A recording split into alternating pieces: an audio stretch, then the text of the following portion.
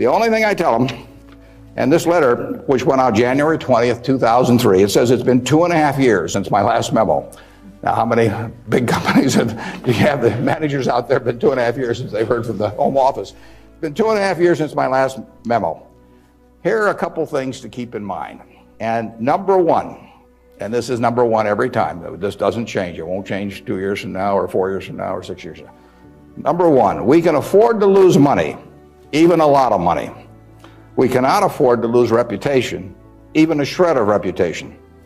Let's be sure that everything we do in business can be reported on the front page of a national newspaper in an article written by an unfriendly but intelligent reporter.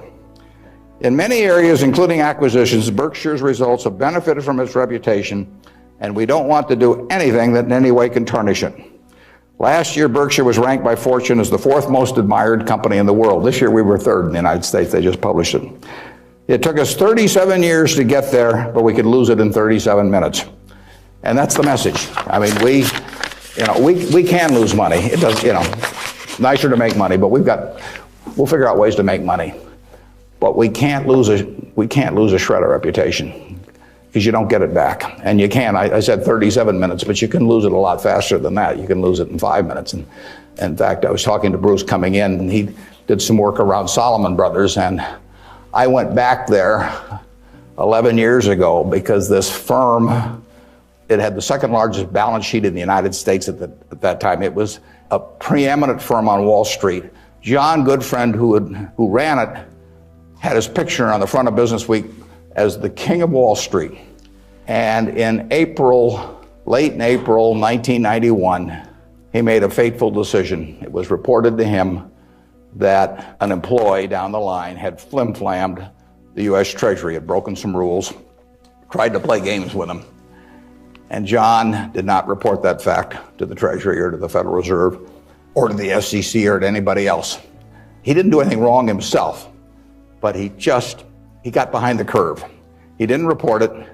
The president of the company, Tommy Strauss, didn't report it. If you saw that Katie Couric show on Sunday night on the Central Park Jogger, Tom Strauss was on there, but Tom Strauss ended up he was president of Salomon Brothers. John was chairman, John Goodfriend. They didn't do anything. They dawdled.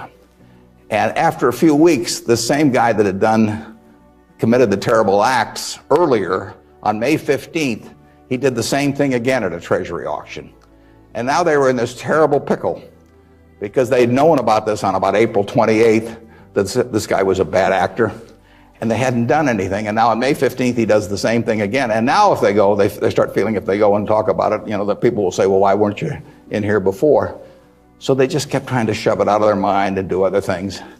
And it came within inches of destroying the firm. It destroyed their careers. I mean, John Goodfriend, who had spent 30 years in Wall Street and had a fine reputation, the king of Wall Street, was brought down by one simple act of omission. All he had to do was pick up the phone. Jerry Corrigan was head of the New York Fed. He had to pick up the phone and say, Jerry, you won't believe this, but this crazy guy in our Treasury Department, a fellow named Mosier, has just done this thing, and I'm terribly embarrassed, and what can we do to make it right? I mean, and Jerry Corrigan, being Jerry Corrigan, would have turned red in the face and gotten very mad and issued a lot of language I couldn't repeat here, but in the end, he would have said, thanks for calling and telling us about it immediately, and we'll slap a fine on you or do whatever is appropriate.